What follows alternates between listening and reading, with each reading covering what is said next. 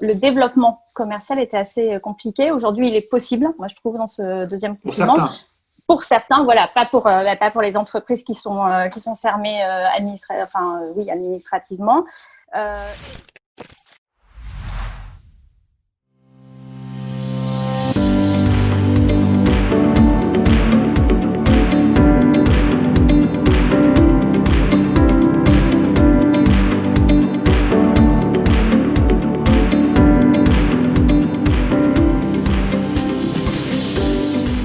Bonjour à tous, bienvenue dans cette nouvelle émission Relance ta boîte. Rémi de Merseman, Cécile Payan de la Cité de la RSE. Nous sommes ravis aujourd'hui de recevoir Aurélie Brugère et Yannick Dufréchou pour une émission qui a vocation à parler des aides financières aux entreprises en période Covid et notamment pendant ce deuxième confinement que nous vivons actuellement. Aurélie, Yannick, bonjour. Je vous invite à vous présenter rapidement chacun. Et puis, on peut embrayer ensuite sur la première question. Aurélie, peut-être en première? Oui, avec plaisir. Bonjour à tous. Merci Cécile et merci Rémi de m'avoir invité à votre émission. Bonjour Yannick. Donc, je suis Aurélie Brugère. Je suis une entrepreneure qui accompagne d'autres entrepreneurs au développement de leur activité. J'ai plus de 15 ans de conseil aux entreprises de tout secteur d'activité, de toute taille. Et j'ai fondé en fait ma propre entreprise et ma propre agence de conseil, l'agence collaborative, qui est adossée au réseau BMG pour le développement sur Toulouse, mais sur lequel, en fait, sur cette agence, j'adresse l'ensemble des entreprises de l'Occitanie. Et je suis donc spécialisée sur l'accompagnement au développement des entrepreneurs au sens large, donc qu'ils soient créateurs de projets, créateurs d'entreprises ou dirigeants de TPE-PME. Sur les créateurs d'entreprises, on accompagne en fait à la modélisation de projet, passer de l'idée à sa réalisation, son lancement sur le marché, sécuriser son lancement commercial.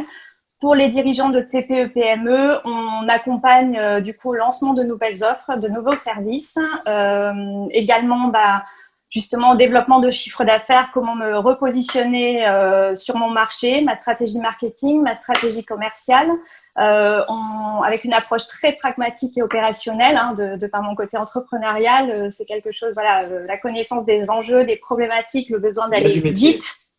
Voilà, et donc vraiment cette proximité, une personnalisation aussi des accompagnements. Et dans ce cadre-là, en fait, pour soutenir ces projets de développement, ces mises en œuvre sur le marché, on va également chercher des financements au service de ces projets de développement, que ce soit, en fait, on va chercher tout type de levier financier, que ce soit du bancaire, que ce soit aussi des aides régionales, du crowdfunding, des prêts d'honneur. Pour la partie bancaire, justement, on s'appuie sur des confrères courtiers, sur des plateformes aussi spécialisées sur les crédits professionnels.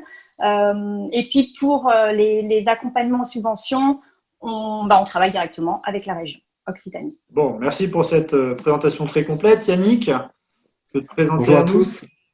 Bonjour à tous. Merci déjà de m'avoir convié à cette émission. C'est un vrai plaisir d'y participer. Moi, je suis un diplômé de l'IAE Toulouse et j'ai intégré ensuite le secteur bancaire pendant une vingtaine d'années, toujours en banque d'entreprise, un profil donc banquier chargé d'affaires entreprise ou directeur d'agence, mais vraiment à dominante professionnelle et entreprise. Et j'ai été aussi directeur financier dans le monde du BTP. Ce qui me permet d'avoir cette double vision bancaire et aussi donc côté entreprise. J'ai créé ma structure Fidinvest il y a un peu plus d'un an maintenant, dans l'optique d'accompagner les dirigeants d'entreprise dans leur développement, que ce soit de la création d'entreprise jusqu'à la cession de leur société. Et ce qui m'amène aussi à faire du conseil en fusion-acquisition pour vendre donc un fonds de commerce, trouver des investisseurs lorsqu'ils souhaitent sortir et vendre leur entreprise. Et sur la partie plus financement, c'est vraiment de l'intermédiation entre la banque et le dirigeant, mais aussi, comme l'a dit Aurélie d'ailleurs, à aller chercher des fonds sur de la dette privée, sur du prêt participatif, et pouvoir être capable de trouver d'autres solutions que le crédit bancaire. Ça passe par l'accompagnement, donc le financement sur du besoin à court terme, du financement de BFR, du poste client, du stock, des garanties bancaires, et ensuite le financement aussi de tout ce qui est investissement, par l'accompagnement en leasing, par exemple, crédit bail, financement moyen terme classique, du prêt de développement à l'innovation, du prêt moyen terme classique, de la dette privée. Voilà un petit peu de manière exhaustive Alors, la présentation. je trouve extrêmement intéressant le fait que de toutes nos émissions jusqu'à présent, je pense que vous êtes celle, enfin nous sommes dans celle dans laquelle vous avez pris le plus de temps à vous présenter parce que vous avez un ensemble de dispositifs qui, à mon avis, est extrêmement vaste et c'est difficile de se présenter sans aborder tous ces dispositifs. Et c'est justement l'objet de la première question. Entre le premier confinement, le deuxième confinement, la crise Covid, les aides se multiplient. Pour un entrepreneur, c'est extrêmement compliqué finalement, il me semble, moi, de ce que je rencontre, c'est extrêmement compliqué de s'y retrouver, de savoir quel est le dispositif. Mais comment vous le vivez, vous, qui êtes face aux entrepreneurs? Est-ce qu'effectivement, les choses sont très très claires? Quels sont les dispositifs aujourd'hui pour les entreprises en difficulté? Comment fonctionner? Comment on s'en sort quand on est en difficulté actuellement? Aurélie, Yaïk? Allez, je me lance. Alors, déjà, on a… Donc, enfin, c'est complexe. En tout cas, il faut rentrer dedans.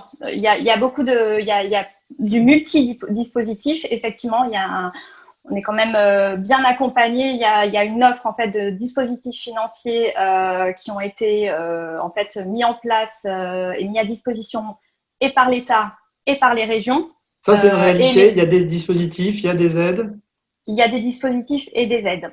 Là-dedans, en fait, chaque dispositif ou chaque aide, il va falloir l'adapter, en fait, ou il va falloir le choisir, le sélectionner et déjà être éligible et le sélectionner par rapport à sa situation, à ses objectifs, à la maturité de l'entreprise, à son profil et à l'enjeu. En fait, un dispositif, de mon point de vue, c'est un outil, c'est un levier qui est au service en fait d'un projet, qu'il soit dans l'urgence ou qu'il soit dans une perspective de développement. Déjà, pour juste revenir sur la situation ou sur la différence de situation entre les deux, on a eu une première vague, un premier confinement, on a une seconde vague, un second confinement. Mon sentiment, en tout cas, c'est que en fait, ça n'a pas été vécu ou ça ne se vit pas de la même manière au niveau des entreprises. Le premier confinement, en fait, on a tous eu, nous en tant que citoyens, et nous en tant qu'entrepreneurs, un effet de sidération. Ça a été quand même un peu l'arrêt et le stop en se disant, enfin déjà, c'était un peu une immobilisation en fait. Les entrepreneurs et les dirigeants, on fait un stop. Et le premier réflexe après avoir recouvré en fait nos esprits, premier réflexe a été en fait plutôt de ce que j'ai vu moi un retour vers l'intérieur de l'organisation à regarder et en fait premier réflexe c'est comment je réorganise comment je revois mon organisation interne et comment je sécurise ma trésorerie.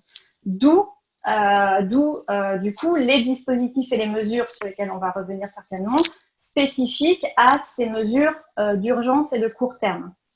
Puis, il y a eu certaines entreprises qui ont pu, en fait, du coup, après, repartir sur le marché ou regarder, en fait, vers l'extérieur et avoir cette perspective, en fait, de repenser, en fait, dans ce contexte un peu en mutation, du coup, que ce soit conjoncturel, mais un petit peu quand même de la mutation qui va, en fait, vraiment changer l'écosystème entrepreneurial, l'environnement économique, se reprocher en se disant ok, il va falloir que je pivote sur mon modèle, que ce soit sur ma relation client, sur ma distribution, sur mon offre. Et donc, avec ça, pour faire ça, comment je peux être appuyée, comment je vais financer. Là, le second confinement, il y a eu moins de sidération, il y a des grosses difficultés, mais avec il y a plusieurs, c'est un peu plus affiné, je trouve, en termes de segmentation et de situation d'entreprise. Il y a déjà les entreprises qui sont fermées administrativement, en fait, qui ne peuvent pas exercer parce que, de par le contexte sanitaire, il y a des mesures de restriction et même d'arrêt d'activité. Mais ça ne concerne pas toutes les entreprises. Ça concerne quand même un certain nombre de secteurs et donc c'est un gros volume d'entreprises. Il y a les entreprises qui sont en fait liées justement à ces entreprises qui sont fermées, qui sont sur la chaîne de valeur de ces entreprises. Donc, ils voient en fait leur activité impactée par ces fermetures, mais qui peuvent quand même continuer économiquement. Et puis, il y a les entreprises qui peuvent continuer leur activité, même si celle-ci est amputée d'une certaine partie de leur chiffre d'affaires. Donc là, en fait, il faut réinventer, du coup, et on va voir comment les dispositifs se sont adaptés, mais il faut adresser toutes ces situations, mais qui, de mon point de vue, se sont sous-segmentées. Alors justement, quelles sont les aides pardon, vas-y Cécile, je t'en prie. La première aide à laquelle on pense tout de suite, parce qu'on en a entendu parler aussi médiatiquement, en fait, c'est le prêt garanti par l'État, le PGE. Et je pense que là, les entrepreneurs savent qu'il existe, mais tous n'ont pas pu y accéder. Alors, je crois, Yannick, que c'est ta spécialité. En tout cas, que tu en as obtenu, tu as aidé à obtenir un certain nombre. Est-ce que tu peux nous en dire plus ? Oui, c'est vrai que ça a été la première interrogation et le financement symbole de cette crise sanitaire, on va dire, c'est vraiment le prêt garanti par l'État, donc le PGE, qui, on peut le rappeler, est un financement bancaire garanti à 90% par l'État par l'intermédiaire de BPI, la Banque publique d'investissement. Donc pour nous, l'interrogation, comme pour le chef d'entreprise, c'était est-ce que les banques vont vraiment l'appliquer, comment vont réagir, puisque les banques, elles aussi, étaient touchées par ce confinement, étaient fermées. Donc, elles ont dû se réorganiser. Les chargés d'affaires étaient confinés eux aussi, donc travailler à distance, ils devaient travailler en agence. Donc, finalement, moi, j'ai été très agréablement surpris déjà par le déploiement de l'outil et la façon dont ils ont pu travailler. Donc, ce financement a été un financement qui est normalement sur 5 ans. Lors du premier confinement, c'était ça, qui correspondait à 25% du chiffre d'affaires de la société, et avec un différé de 1 an avant le remboursement. Et si l'entreprise le souhaite, c'est l'entreprise qui décide, ce n'est pas la banque. Elle peut, au bout des 12 premiers mois, décider de rembourser ou d'amortir sur les 4 années qu'il reste ce financement. C'est un taux qui était à 0,25 sur les 12 premiers mois, qui est la garantie de la BPI. Et ensuite, c'est un taux qui est un peu plus cher et qui est encore en train de se négocier d'ailleurs avec les banques. Et le taux de garantie de BPI est un peu plus haut aussi. Donc, ça a été vraiment ce financement-là qui a été le premier soutien pour les entreprises. Les banques ont été assez réactives, comme je l'ai déjà dit. Et pour certains qui peut-être n'avaient pas forcément besoin, d'ailleurs, c'est même les banques qui étaient proactives et qui ont appelé leurs clients pour proposer ce produit-là. Et donc, les entreprises, bien sûr, ont saisi ça. D'autres entreprises pour qui c'était un peu plus compliqué de l'avoir et qui, d'ailleurs, ont fait appel à moi souvent ou mes confrères pour monter des dossiers, on a dû bâtir des prévisionnels de trésorerie pour bien calibrer quelles étaient les charges fixes qui allaient venir, quelles charges allaient être suspendues, parce qu'il n'y avait pas que les PGE, on pourra le dire après aussi. Donc, en fonction de ça, de ce prévisionnel, on a pu obtenir donc des montants d'impasse de trésorerie liés à cette crise et débloquer des financements, mais de manière assez rapide. Ça pouvait être en 10 jours. On avait un accord bancaire, on prend un numéro de garantie sur le site de la BPI qui se fait en instantané. Là derrière, la banque rédige les contrats et ensuite c'est signé en électronique souvent et les fonds sont débloqués en quelques jours. Et donc ça, il faut souligner que ce financement-là a bien fonctionné de suite. Après, au-delà du PGE, alors si je peux juste sur le PGE compléter, ça a bien fonctionné pour, tu le disais, pour une certaine catégorie d'entreprises. Il y a des entreprises qui ne l'ont toujours pas eu, qui ne peuvent pas l'avoir, et il y en a d'autres qui l'ont eu très tardivement, plus de 6 mois après leur première demande, et pour qui ça a été une vraie difficulté. Et c'est pour ça qu'il y a aussi d'autres dispositifs. Exactement, c'était là la deuxième catégorie dont je parlais. Il y avait eu la première qui n'en avait pas besoin. Finalement, c'était vraiment une trésorerie un peu de confort. Et là, ensuite, les sociétés pour lesquelles il a fallu un peu plus négocier. Et effectivement, un grand nombre d'entreprises, un nombre trop important à mon goût, malheureusement, n'ont pas pu avoir ces PGE. Alors ça aussi, ça a évolué parce qu'au début, par exemple, il y avait les entreprises éligibles au PGE. Pourquoi elles n'ont pas pu l'avoir? Certaines n'ont pas pu l'avoir parce qu'il fallait considérer qu'elles n'étaient pas en difficulté avant le confinement, ou que le besoin vraiment vient lié à ce confinement. Et donc, à nous de prouver effectivement que c'était lié à ça, mais ce n'était pas toujours évident. Moi, par exemple, j'ai eu des clients qui étaient en plan de continuation Oui, voilà. ou qui avaient des fonds propres négatifs. Et ça, c'était des exclusions sur les. C'était un flou là-dessus. Au bout de quelques jours ou de quelques semaines, c'était clair que le plan de continuation ou les fonds propres négatifs n'était plus une exclusion, mais c'était un peu plus compliqué de négocier avec les banques. Ah, oui. Et On a eu ensuite, beaucoup de retours là-dessus, oui. On a eu voilà. beaucoup de Mais retours là-dessus. voilà, c'est ça. Et après, certaines entreprises aussi n'étaient pas outillées pour finalement démontrer que leur trésorerie allait être tendue et donc n'ont pas pu avoir ces aides, effectivement. Et on a eu donc recours pour ces sociétés-là au médiateur du crédit qui réagissait assez rapidement. C'est la Banque de France qui fait ça. En 48 heures. Donc, on revoyait avec eux souvent les besoins parce que des fois, effectivement, même nous, on demandait un peu trop dès le départ et on revoyait les montants, on revoyait les plans de trésorerie et parfois, ça a fonctionné. Ça a été plus long aussi de revenir vers les banques et parfois, ça ne fonctionnait pas. Et là, on a dû intervenir sur des financements publics avec le Pass Occitanie ou même vers BPI avant ça aussi, qui faisait le pré-rebond. Mais BPI, finalement, en général, pour ma part, BPI ne pouvait pas faire mieux que les banques, puisqu'elle regardait souvent la capacité d'endettement de la société. Si la société n'avait pas une capacité de remboursement suffisante pour rembourser le PGE, elle n'accordait pas cette aide. Et je pense que c'est plutôt Aurélie qui peut parler ensuite des aides. Oui, alors juste pour compléter ou pour apporter, donc il y a quand même, il y a 600 000 entreprises qui ont bénéficié du PGE en France. Il faut voir justement pour cette approche un peu segmentée, c'est 90% de TPE. Du coup, sur cette masse-là, c'est 123 milliards d'euros.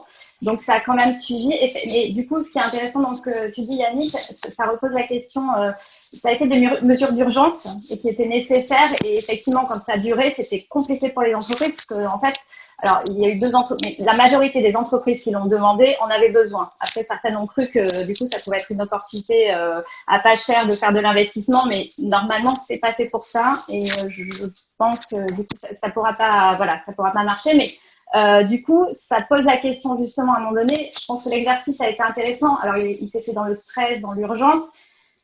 Mais en faisant cet exercice de demander, moi je me suis posé la question pour ma propre entreprise, est-ce que je prends un PGE et quel montant? Donc effectivement, capé à 25% du chiffre d'affaires, effectivement, donc déjà, voilà, chacun a sa situation personnelle de son entreprise, mais finalement, de quel montant je vais avoir besoin? Et là, ça permet de se reposer aussi, de re-rentrer pour un dirigeant dans ce qu'il ne fait pas forcément au quotidien, mais qu'il devrait faire, c'est le pilotage, la compréhension fine, un de ses perspectives de développement et un de ce qui se passe au quotidien et comment je pilote ma trésorerie et finalement qu'est-ce que j'ai dans mes charges, comment est faite ma structure de revenus.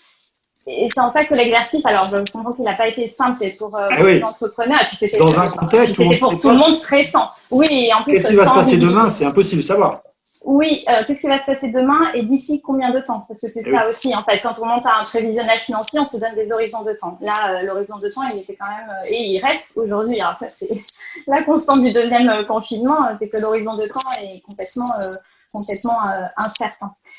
Mais effectivement, du coup, pour compléter ce que tu dis, Yannick, donc sur les compléments, effectivement, les autres financements. Donc, il y a eu le PGE, il y avait aussi il y a eu aussi, et qui est reconduit là dans le cadre du deuxième confinement, c'est le fonds de solidarité. Il faut qu'il n'y ait pas, du coup, à négliger dans ces mesures d'urgence. Alors, ça ne concerne pas tout le monde, ça concerne plutôt les commerçants. Un quart de seconde, Aurélie. Je pense que ton micro qui est derrière doit frotter sur quelque chose. Ah, non, mais, oui, mais ça, c'est le montage que tu m'as fait faire là. Là, bon, c'est super. Bon, là, là, c'est top. Excuse-moi. Génial. Oui, du coup, je parlais du fonds de solidarité qui est aussi, du coup, un des dispositifs qui a été assez salvateur. Là, pour des entreprises plus petites, qui étaient justement aussi en tension de trésorerie, d'activité, de rentrée de revenus, et donc qui a, concerné des tailles d'entreprises beaucoup plus petites, voire des indépendants, des professions libérales. C'est reconduit dans le cadre du deuxième confinement, mais pareil, je trouve, avec cette approche beaucoup plus segmentée, ça va être ouvert à tout le monde. avec toujours la même chose, du coup, la période, une segmentation sur la période considérée, qui est pour tel mois, le mois d'octobre, le mois de novembre, peut-être le mois de décembre certainement, jusqu'à ce que le confinement cesse, mais avec du coup une différenciation aussi dans les situations, puisque comme j'en parlais tout à l'heure, aujourd'hui il y a des entreprises qui restent fermées. Autant le confinement, la première période, c'était la fermeture, le télétravail, etc. L'activité économique était quand même assez stoppée pour tous. Le développement commercial était assez compliqué. Aujourd'hui, il est possible, moi je trouve, dans ce deuxième confinement. Pour certains, voilà, pas pour les entreprises qui sont fermées administrativement. Et puis il y a eu aussi, il y a la segmentation pour le mois d'octobre aussi des entreprises qui se trouvaient en zone de couvre-feu, celles qui ne se trouvaient pas en zone de couvre-feu, l'implantation, etc. Donc c'est tout ça, ça va être encore plus complexe je crois, à instruire du coup, mais encore une fois, c'est se poser la question, rentrer à l'intérieur de l'entreprise. Après, donc ça pour moi, clé, des dispositifs clés et qui sont du coup renouvelés là dans cette deuxième période de confinement. Ça, c'est pour moi les mesures d'urgence.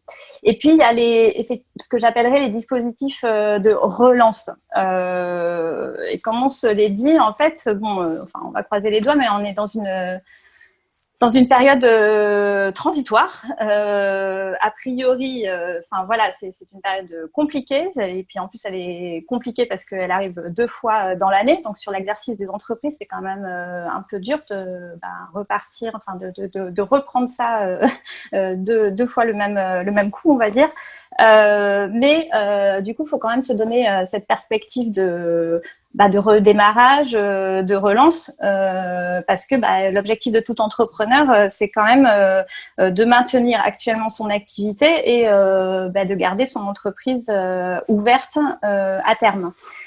Donc effectivement sur cette partie relance, je vais plutôt parler de la région. En fait, la région, elle a mis en place Occitanie. Et la région Occitanie. Ça se passe dans toutes les régions. Oui, moi je connais bien les dispositifs de la région Occitanie. Il y a des dispositifs partout, dans chacune des régions françaises, mais c'est très spécifique. Chaque région a ses dispositifs spécifiques, à sa plateforme de dispositifs. Avec le cas de la région Occitanie, mais chacun est amené je sais que de sa région. Complètement. Je sais qu'en Nouvelle-Aquitaine, ils sont très orientés sur tout ce qui est transformation numérique et il y a un dispositif spécifique sur la transformation numérique qui effectivement est un des enjeux clés certainement, ou en tout cas un des sujets majeurs que les entreprises là doivent prendre l'opportunité là dans cette période un peu compliquée, mais avec une mutation de l'environnement, comme je disais tout à l'heure, doivent se poser la question de comment elles peuvent prendre un virage. C'est pas forcément être sur le tout digital, mais à un moment donné de monter sur une évolution numérique. Sur la région Occitanie notamment, effectivement, la région a lancé des dispositifs, elle a maintenu des dispositifs là dans ce deuxième confinement et elle les a adaptés. On a parlé du coup du pré-rebond tout à l'heure, qui était effectivement qui est à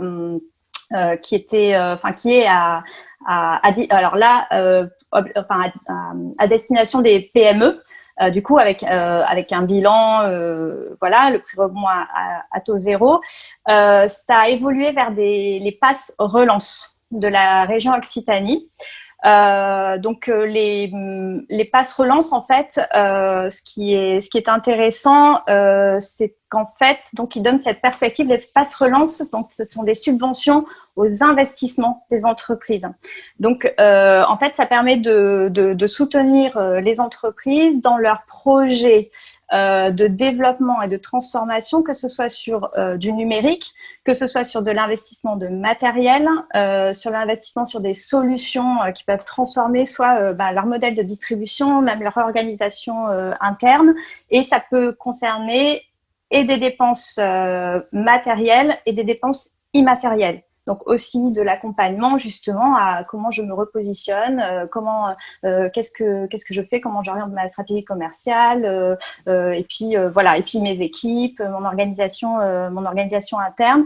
Ça s'adresse à des entreprises de 1 à 250 salariés. Donc déjà, ça permet d'adresser un volume assez important de nos entreprises régionales.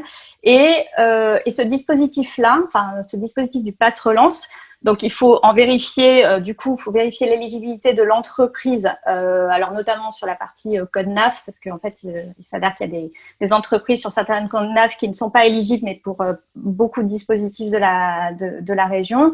Vérifier cette éligibilité, mais surtout, d'abord se poser la question de finalement comment je projette mon entreprise dans ce contexte compliqué, comment je peux repenser mon modèle et donc de quels outils je vais me doter pour en fait opérer un changement, me ressaisir, traverser cette crise sanitaire.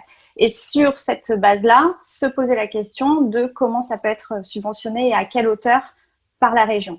Et il faut dire la spécificité de ce deuxième confinement, quand je disais que la région avait adapté ses dispositifs sur le Pass Relance, en fait, il y a des déclinaisons du Pass Relance spécifiques sur qui sont orientées pour tout ce qui est pour le secteur du tourisme, pour l'export aussi. Il y a quelque chose de très spécifique pour permettre de donner une voie de développement, donc dans les perspectives année prochaine et puis les années suivantes.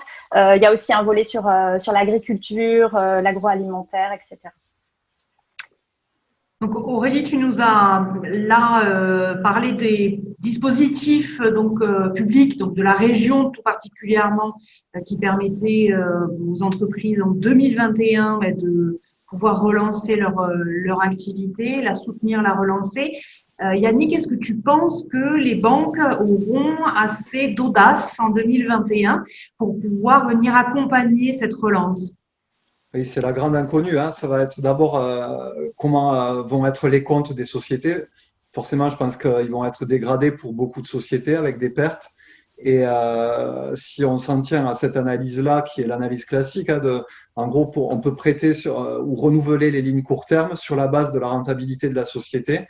Il y a toujours cette règle, en gros, hein, qui est une dette moyen terme ne doit pas être 3 à 5 fois supérieure à la rentabilité, à l'EBE ou à la capacité d'autofinancement de la société. C'est basique, mais quand on rappelle ça, déjà, ça permet de comprendre certaines réponses des banques. Et donc l'an prochain, forcément, quand la rentabilité a été fortement entamée, les sociétés auront peut-être eu le PGE en plus. Et donc, si on regarde ce multiple d'endettement, il va être souvent au maximum. Et donc, une société qui va vouloir s'endetter l'année prochaine va être au plafond de sa limite de dette. Et là, la banque, souvent, ne pourra pas suivre. Après, il y aura certainement des moyens d'étaler certains financements. Je ne l'ai pas précisé tout à l'heure. Par exemple, depuis le deuxième confinement, le remboursement du PGE, il va être possible, a priori, de le décaler d'un an de plus, cette franchise de remboursement. Donc, ça devrait déjà laisser un bol d'oxygène jusqu'à 2022. Après, si je peux me permettre en complément, il y a le prêt participatif qui est du quasi-fonds propre proposé par l'État et la nouveauté de deuxième confinement. Peut-être tu peux… Tout à fait. Il y a ce prêt participatif qui est encore en cours d'affiner, on va dire, il est en train d'être affiné, on va dire, pour la mise en place. Hein. Dans quelles conditions il va être mis en place, on ne sait pas encore exactement les choses. Il semblerait que ça puisse être quelque chose d'in fine, un prêt participatif, donc qui ne viendrait pas diluer la part des dirigeants dans la société. À des taux raisonnables, on va dire, mais qui seront plus chers forcément que le PGE. C'est-à-dire que c'est pas vraiment un prêt, mais c'est pas vraiment de l'actionnariat. C'est l'État qui prête et qui dit à tout le monde, vous considérez que c'est comme des fonds propres, mais je viens pas piquer un pourcentage de capital à l'actionnaire. En gros, c'est ça. Voilà, je pense pas que ce soit l'État en direct, ça va être via peut-être d'autres sociétés via BPI probablement. Voilà, BPI, ou alors encore une garantie peut-être aussi qui viendrait soutenir des fonds d'investissement, des sociétés de capital investissement qui pourront émettre de la dette privée. On en a un local sur l'Occitanie, mais ça peut être aussi des sociétés nationales qui pourront émettre des dettes peut-être, à des taux entre 5 et 7%. Donc, c'est sûr que là, on est sur des taux plus élevés. À mon avis, ça va être plutôt pour des sociétés quand même d'une certaine taille. Hein. Je ne pense pas que l'auto-entrepreneur ou la société unipersonnelle avec 1 à 2 salariés sera éligible à quelque chose comme ça. On parle aussi de nouveautés de financement sur stock qui pourraient venir s'ajouter au PGE. Encore une fois, les sociétés qui vont se retrouver avec des stocks au 31 décembre vont devoir les financer. Et ça peut être une idée de faire une garantie qui sera peut-être adossée au stock et qui sera remboursée au fur et à mesure de la vente du stock. Voilà, mais ça, c'est encore des interrogations qui vont être à se poser. Moi, ce que je dirais déjà pour un dirigeant, c'est il faut travailler ce qu'on a dit tout à l'heure aussi, hein, sur un plan de trésorerie et sur le prévisionnel. Il faut vraiment insister là-dessus. Et parce que si on montre aux banquiers le miroir du passé, forcément, ça va être quelque chose de dégradé. Et il faudra le rassurer sur l'avenir et ne pas hésiter à vraiment être en transparence avec lui, finalement, sur quelle mesure on a pu travailler. Et quels sont les axes? Peut-être, oui, faire quelque chose, investir sur le numérique, faire vendre en ligne pour un commerce qui est fermé. Il faut se relancer. Voilà, on reboucle sur ce que disait Aurélie au début de l'émission. Ouais. Finalement, la solution, de toute façon, va passer par un travail d'introspection et de stratégie, voir comment je vais relancer. Certes, c'est flou. Certes, Ouais. l'avenir, comme je le disais moi-même, est assez incertain. Mais néanmoins, je trace une voie que j'adapte en fonction des circonstances qui me permettent de relancer mon activité. Exactement, c'est ça. Tout à fait, ouais. Après, il y avait, pour être exhaustif sur les aides, il y a, pour la restauration et le tourisme, par exemple, là, je suis intervenu jusqu'à demander, par exemple, le fonds local, qui est, qui est une aide, souvent, quand tout a échoué aussi, qui peut intervenir vraiment pour les entreprises du commerce de proximité ou touristique. Donc, c'est très long, malheureusement. Ouais, excuse-moi, je te coupe Yannick pour dire que ça c'est justement dans le deuxième confinement, ça s'est ouvert à d'autres secteurs que effectivement les secteurs initiaux du premier confinement. Ça s'est ouvert à la culture, à l'événementiel et le sport. Donc justement, ils ont, enfin ce dispositif, et tu fais bien d'en parler. Du coup, voilà, c'est aussi et qui est très spécifique sur les secteurs les plus impactés. Ouais. Après, là, c'est un petit peu un cri, je profite de cette émission pour faire un petit cri d'alarme là-dessus, c'est que j'ai l'impression que les services publics sont saturés. Et pour moi, enfin, j'ai abouti encore à aucun dossier. On parlait tout à l'heure de PGE qui était très long, mais à côté, j'ai l'impression que les demandes locales, enfin, c'est quelque chose, enfin, on n'en voit pas le bout, quoi. Et sachant que c'est des entreprises qui sont dans une urgence immédiate. Et ça, moi, c'est vraiment, pour moi, c'est quelque chose qui m'alarme. Et je me dis, voilà, comment les sociétés vont pouvoir tenir si ce goulot d'étranglement n'est pas absorbé rapidement. Et après, il y a une autre aide aussi qui vient d'être mise en place depuis le 14 octobre de mémoire. C'est le Codéfi, qui là, c'est plus la région, mais c'est l'État qui passe par BPI aussi, qui là aussi, une fois que la médiation du crédit a échoué, c'est une demande que l'on fait en fonction d'un plan de trésorerie qui est bien défini aussi. Il n'y a pas vraiment de montant défini, il n'y a pas de limite a priori, mais là c'est un peu la même chose, c'est depuis le 14 octobre, donc il y a qu'un mois de recul à peu près. On n'a pas encore vu enfin pour moi, j'ai pas vu de dossier débouclé ni d'accord, c'est en cours d'instruction, mais il faut savoir que ça oui voilà, pour tout, lorsque le PGE n'a pas fonctionné et que toutes les autres aides n'ont pas fonctionné, le Codéfi devrait venir en relais.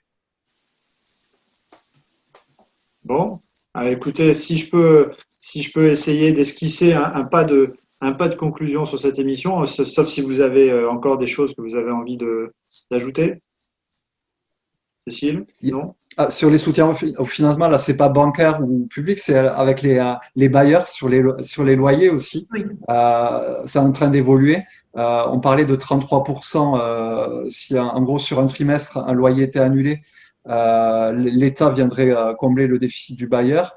Là aujourd'hui, j'ai vu qu'il y avait un crédit d'impôt de 50% sur un mois. C'est en train d'évoluer là aussi. C'est un des gros enjeux finalement, hein, puisque un magasin ou un restaurant qui est fermé, il peut recourir au chômage technique. L'autre poste qui va être important, les partiel ou chômage crédits technique? souvent sont suspendus. Donc le principal poste qui va rester finalement, ça va être le loyer. Et il faut voir cette problématique-là, comment elle pourra être réglée aussi. Absolument. Oui, parce que ce sont les dispositifs, en fait, on en a, c'est vrai que ça vient compléter, en fait, ce sont des dispositifs qui ne font pas forcément rentrer de l'argent. Tout ce dont on a parlé, c'est les mesures qui font rentrer, qui viennent injecter du cash, on va dire, dans notre réseau en fait. Mais c'est vrai qu'il y a toutes les aides aussi, et il faut pas hésiter ça. Du coup, notamment à voir avec son expert comptable, les pôles sociaux en fait, sur toutes les aides effectivement d'accompagnement au chômage partiel, de délai de paiement pour tout ce qui est charges sociales et fiscales également, et puis effectivement les aménagements de loyer, avec ce que tu viens effectivement de dire aussi Yannick sur les crédits d'impôt qui peuvent, parce que sinon c'est toute une chaîne de valeur aussi qui est impactée en fait. Une fois qu'on paye plus les loyers ou qu'on ne peut plus se permettre de payer le loyer, du coup c'est toute une chaîne de valeur, et d'autres entrepreneurs en fait qui s'en trouvent impactés. Moi, je trouve que du coup là, la complexité en fait pour nos entreprises actuellement et pour les entrepreneurs en fait, c'est ce mix entre une situation qui est un contexte qui est très complexe, hein, qui remet en cause, qui bouscule, qui met à l'arrêt certaines activités qu'il n'avait pas demandé, qui marchaient très bien, qui sont juste arrêtées de par les mesures de restriction qui sont nécessaires dans le contexte sanitaire. Donc cet arrêt sur image immédiat court terme, et puis du coup cette perspective déjà, une certaine résilience à avoir et une perspective à se donner, et donc à quand même penser le moyen terme, malgré le fait que c'est comme si on nous tirait, comme si on était tiré vers le bas. Et du coup, ce que je trouve, merci de nous avoir